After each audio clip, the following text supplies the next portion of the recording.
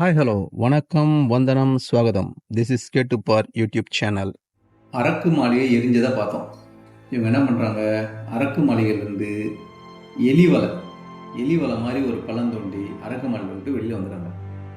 வெளியில் வந்து வேற ஒரு இடத்துக்கு போயிட்டு அங்கே தலைமறைவாக வாங்குறாங்க. எங்கே போய் வாங்குறாங்க அப்படின்னா, அந்தனர் இருக்கிற ஐயருங்க இருக்கிற ஒரு ஊரில் போய் வாங்குறாங்க. ஐயர் மாதிரியே ஒரு வேஷம் போட்டு அவங்களுக்கு ஒருத்தர் அடைக்கலம் கொடுக்குறாரு. அந்த இடத்துல போய் இவங்க வாழ்ந்துட்டுருக்காங்க. இப்போ அந்த ஊரில் பகாசுரன் அப்படின்னு சொல்லிட்டு ஒரு பெரிய அரக்கன் இருக்கான். அந்த அரக்கனோட வேலை தான், எப்போ அவனுக்கு பசி எடுதோ நேராக அந்த ஊருக்குள்ளே வருவான், யார் யார் கிடைக்கிறாங்களோ அவங்க எல்லாரையும் சாப்பிடுவான், திரும்ப போயிடுவான். இதே ஒரு வாடிக்கையாக இருக்குது. அங்கே இருக்கிறவங்க எல்லாருக்கும் ஒரே பயமாக இருக்குது, இவன் எப்போ வருவானோ யாரை சாப்பிடுவானு. அதனால இவங்களே என்ன பண்ணுறாங்க, அந்த பகாசுரனுக்கும் இந்த ஊரில் இருக்கிறவங்க ஒரு ஒப்பந்தம் போடுறாங்க. நாங்களே சாப்பாடு உண்ணியோ தேவையான அளவு சாப்பாடை ரெடி பண்ணுறோம். ரெடி பண்ணி யாராவது ஒரு ஆள்கிட்ட கொடுத்து அனுப்புவோம். நீ அந்த சாப்பாட்டையும் அந்த ஆளையும் சாப்பிடு. அதே மாதிரி ஒரு நாள் கொடுத்து அனுப்புவோம், ஒரு ஆள் உங்களுக்கு அப்படின்னு அவன் சொல்கிறாங்க. இந்த ஒப்பந்தத்துக்கு அவனும் சரின்னு சொல்கிறான். அதனால் தினம் அவனுக்கு தேவையான அளவு அதிகமான சாப்பாடு அதை எடுத்துகிட்டு போகிறதுக்கு ஒரு ஆள், அவன் அந்த சாப்பாட்டையே சாப்பிடுவான், அந்த ஆளையும் சாப்பிடுவான். இந்த கதை நடந்துகிட்டே இருக்குது. இப்போ இந்த டைமில் தான் அர்ஜுனன் இவங்க பஞ்சபாண்டவர்கள் 5 பேரும் அந்த ஊரில் போய் சேர்றாங்க. இப்போது இவங்க வீட்டோட டேர்ன் வருது. இப்போ அவங்க சொல்கிறாங்க, அந்த வீட்டில் இருக்கிற அவர் தலைவர் சொல்கிறாரு, இந்த மாதிரி பகாசுரனுக்கு வந்து இனி நம்ம தான் சாப்பாடு எடுத்துகிட்டு போனோம், நான் சாப்பாடு எடுத்துகிட்டு போகிறேன், என் உயிர் போனாலும் பரவாயில்ல, ஆனால் நீங்களாம் நல்லா இருங்க அப்படின்னு சொல்லிட்டு எனக்கு உங்களை விட்டு போகிறது தான் வருத்தமாக இருக்குது அப்படின்னு அவர் சொல்கிறாரு.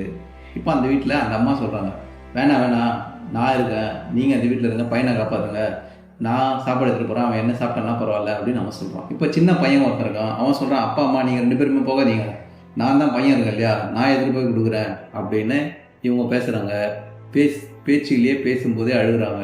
இந்த விஷயத்த பஞ்சபாண்டவர்கள் பக்கத்துலேருந்து பார்க்குறாங்க. ஏன்டா அழுகுறாங்க அப்படின்னு பார்த்து அவங்க இல்லை குந்தி கேட்குறா, ஏமா அழுகுறாங்க அப்படின்னா அந்த விஷயத்தெல்லாம் சொல்கிறாங்க. இந்த மாதிரி இந்த ஊரில் பகாசுரன் ஒருத்தன் இருக்கான், டெய்லி நாங்கள் தான் அவனுக்கு சாப்பாடு கொடுக்கணும், இல்லைனா இந்த ஊருக்குள்ள வந்து யாரையா ஒருத்தனை சாப்பிட்டுட்டு தான் அவன் போகிறான் அப்படின்னு அவங்க சொல்கிறாங்க. இப்போ குந்தி சொல்கிறான், அதுக்கு எதுக்குமா நீங்கள் கவலை போகிறீங்க, கொடுங்க, என்கிட்ட ஒருத்தன் இருக்கிறான் பீமன்னு, இந்த வாட்டி அவனை அனுப்புகிறேன், அவன் போயிட்டு சாப்பாடு கொடுத்துட்டு வரட்டும் அப்படின்னு அவங்க சொல்கிறாங்க. இவங்கெல்லாம் வேணாம், வீட்டுக்கு விருந்தாளி நீங்கள் அதித்தி, உங்களெல்லாம் வந்து நாங்கள் அனுப்பக்கூடாது, வீட்டுக்கு வந்த விருந்தாளி எப்படி நாங்கள் இப்படி செய்வோம் அப்படின்னா, அதெல்லாம் ஒன்றும் நீங்கள் கவலைப்படாதீங்க, அவன் பார்த்துக்கலாம் அப்படின்னாங்க. அதே மாதிரி சாப்பாடு ரெடி பண்ணுறாங்க. ரெடி பண்ண சாப்பாடை எடுத்துகிட்டு போய் அவனை கொடுக்க அனுப்புகிறாங்க.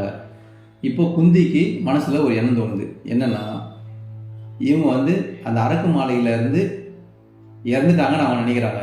ஆனால் நாங்கள் இறக்கல, உயிரோடு தான் இருக்கோம், இவங்க தான் என்னை சாவடிச்சாங்க, கௌரவர்கள் தான் சொல்லணும்.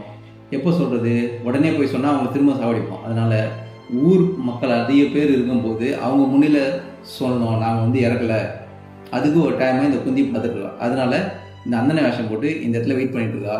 இப்போ குந்தி சொல்கிறான், இவன் வந்து பீமன் போய் அவனுக்கு சாப்பாடு கொடுப்பான். என்ன விஷயம்னா, பீமன் போய் சாப்பாடு கொடுத்து அவனை சாவடிச்சிட்டான்னா, இப்போ பீமன் தான் சாவடிச்சான், இவங்கெல்லாம் உயிரோடு தான் இருக்காங்கன்னு அந்த ஊர் மக்கள் நம்புவாங்க. அதனால தான் இந்த ஒரு பிளானை போட்டு பீமன் அனுப்புகிறான். பீமன் என்ன பண்ணுறான், சாப்பாடு எடுக்கிறான். அந்த பகாசுரன் எங்கே இருக்கானோ அந்த காட்டுக்குள்ளே போகிறான். பகாசுரன் எதிர்க்க சாப்பாடெலாம் வச்சுட்டு மொத்த சாப்பாடையும் பீமனே சாப்பிட்றான். பகாசுரனுக்கு சரியான கோபம் வருது, என்னடா சாப்பாடு எனக்கு வந்து நீ சாப்பிட்றியா அப்படின்னு 2 பேருக்கு சண்டை நடக்குது.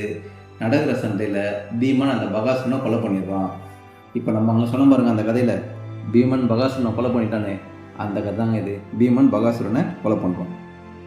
இந்த பகாசுரன் இறந்த விஷயம் அந்த ஊர் மக்களுக்கு எல்லாருக்கும் ரொம்ப சந்தோஷமாக இருக்குது, எல்லாம் நல்லா கொண்டாடுறாங்க. இந்த விஷயம் கொஞ்சம் கொஞ்சமாக எல்லாருக்கும் பரவுது. என்னது, பகாசுரன் கொலை பண்ணிட்டாங்களா, யார் கொலை பண்ணியிருப்பா அப்படின்னு பார்த்தா பீமன் தான் கொலை பண்ணியிருப்பான். அப்போ எல்லாருக்கும் இந்த ஊரில் இருக்கிற மொத்த பேருக்கும் தெரியுது, பஞ்சபாண்டவர்கள் எல்லாரும் உயிரோடு தான் இருக்காங்க அப்படின்னு தெரியுது. இந்த குந்தி தேவி என்ன நினைக்கிறேன்னா, இந்த மாதிரி நம்ம உயிரோடு தான் இருக்கிறோம் அப்படின்னு சொல்லிட்டு இந்த ஊர் மக்கள் மொத்த பேருக்கும் தெரியணும், அதுதான் குந்தி தேவியோட ஆசை. அதே மாதிரி மொத்த பேருக்கும் தெரியுது பஞ்சபாண்டவர்கள் மொத்தம் உயிரோடு தான் இருக்காங்க அப்படின்னு. வாங்க அடுத்த பாட்டில் என்ன நடக்குதுன்னு பார்ப்போம். இந்த வீடியோ பிடிச்சதுன்னா லைக் பண்ணுங்கள், ஷேர் பண்ணுங்கள், சப்ஸ்கிரைப் பண்ணுங்கள்.